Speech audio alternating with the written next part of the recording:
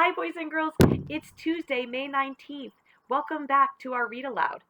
Today we're going to begin a new chapter book called Toys Go Out. This book is written by Emily Jenkins. The good news is, if you like this book, there are other books in the series that she has written. Let's get started. I want to show you a close-up of the characters. Okay. Chapter 1. In the backpack, where it is very dark. The backpack is dark and smells like a wet bathing suit. Waking up inside, Lumpy feels cramped and grumped. I wish I would have been asked, he moans. If I had been asked, I would have said I wasn't going. Shh, says Stingray, though she doesn't like the dark backpack any more than Lumpy. It's not so bad if you don't complain. We weren't told about this trip, snorts Lumpy. We were just packed in the night. Why don't you shut your buffalo mouth, snaps Stingray. Your buffalo mouth is far too whiny. There is a small nip on the end of her tail, and Stingray curls it away from Lumpy's big square buffalo teeth. Plastic usually hums when she is feeling nervous. Tiddle-dum, tiddle-dum, tiddle-dum, tiddle-dee. She trills to see if it will make the inside of the backpack seem any nicer. Don't you know the words to that song? Asks Lumpy.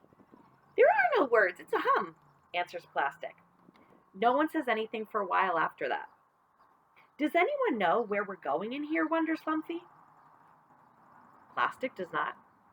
Stingray doesn't either. Oh, my stomach is uncomfortable, grumps the buffalo. I think I'm going to be sick. Bump, bump, bump, bump. It feels like the backpack is going down some stairs, or maybe up some stairs. Stingray tries to think calming thoughts. She pictures the high bed with the fluffy pillows, where she usually sleeps. She pictures the little girl with the blue beret, who scratches where the ears would be if Stingray had ears. But none of these thoughts makes her feel calm. Oh, I hope we're not going to the vet, Stingray says, finally. What's the vet? Asks Lumpy. Well, the vet is a big human dressed in a white coat who puts animals in a contraption made from rubber bands in order to see what's wrong with them, answers Stingray. And sometimes she knows things when she doesn't. Oh, and then he pokes them over and over with needles the size of carrots and makes them drink nasty tasting medicine and puts them in the bumpety washing machine to fix whatever's broken. If anyone needs to go to the vet, it's that one-eared sheep, said Plastic, remembering the oldest of the little girl's toys. And Sheep's not even here. Nope, we can't be going to the vet. We aren't broken. Speak for yourself, snorts Lumpy, who feels even sicker than before at the thought of going into the bumpety washing machine. Whoosh, whoosh, the backpack begins to swing.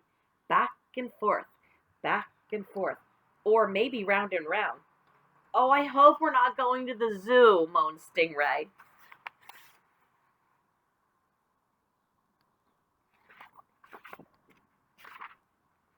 They'll put us all in cages with no one to talk to, each one of us in a separate cage, and we'll have to whoosh back and forth all day and do tricks on giant swings with people throwing quarters at our faces and teasing us. Well, I don't think we're big enough for the zoo, Plastic said hopefully. I'm pretty sure they're only interested in very large animals over there. Well, I'm large, says Lumpy. No, she means really, really, really large, says Stingray. At the zoo, they have stingrays the size of choo-choo trains, and plastics the size of swimming pools.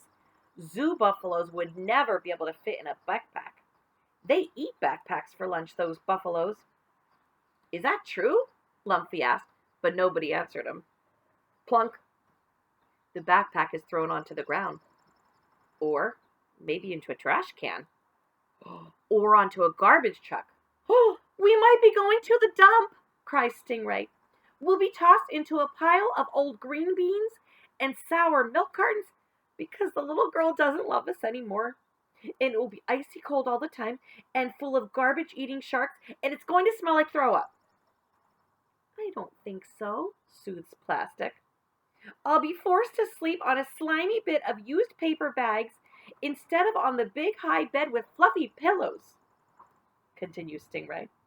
There's a noise outside the backpack. Not a big noise, but a rumbly one. Did you hear that? Asks Stingray. Oh no, I think it's the x-ray machine. The vet is going to take x-rays of us one by one and look into our insides with an enormous magnifying glass and then poke us with a giant carrot. I'm sure it's not an x-ray, says Plastic calmly, although she isn't sure at all. An x-ray would probably be squeakier. Oh, then I think it's a lion, cries Stingray. A lion at the zoo who doesn't want to be on display with any small creatures like you and me. A lion who doesn't like sharing her swing set and wants all her living quarters to herself. She's roaring because she hasn't had any lunch yet, and her favorite food is stingrays. No, a lion would be fiercer, says Plastic. And it would sound hungrier, I bet.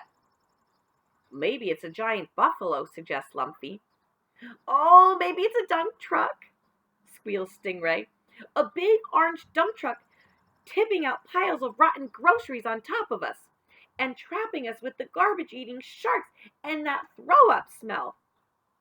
Well, wouldn't a dump truck be louder? Asked Plastic, though she's starting to think Stingray might have a point. No, I'm sure it's not a dump truck. The backpack thumps down again with a bang.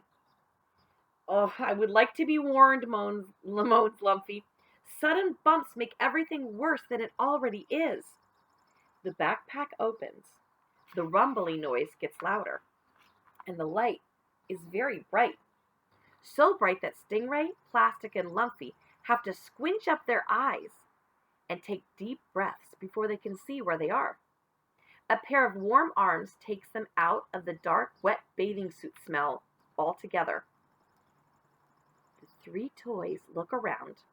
There are small chairs, a sunny window, and a circle of fidgety faces. It is not the vet. It is not the zoo. It is not the dump. Well, they're pretty sure. Where is it? The rumbly noise surges up. A grown-up asks everyone to please be quiet, and then comes a familiar voice. These are my best friends, says the little girl who owns the backpack and sleeps in the high bed with the fluffy pillows. My best friends in the world. That's why I brought them to show and tell. Oh, welcome, says the teacher. Sticky, unfamiliar fingers pat Lumpy's head and Stingray's plush tail. Plastic is held up for all to admire. Oh, we are here to be shown and told, she whispers to Stingray and Lumpy, feeling quite bouncy as she looks around in the classroom. Not to be thrown away or put under an x-ray machine. The teacher says Lumpy looks like a real buffalo. Lumpy wonders what the teacher means by real, but he's too happy to worry about it. We're special, whispers Stingray. We're her best friends. I knew it would be something nice, says Plastic. Funny, but the ride home is not as uncomfortable as the ride there. The smell is still there, but the backpack seems rather cozy. Plastic takes a nap. Stingray is no longer worried about vets and zoos and garbage dumps anymore. She curls herself into a ball by Lumpy's buffalo stomach.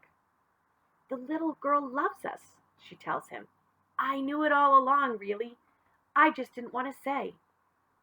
Lumpy licks Stingray's head once and settles down to wait. When he knows where he's going, traveling isn't so bad. And right now, he is going home. And that is the end of Chapter 1, everyone. Stay tuned tomorrow for Chapter 2, which is called The Serious Problem of Plasticness. All right, boys and girls, have a super day. I will see you tomorrow for more of Toys Go Out. Bye, everybody.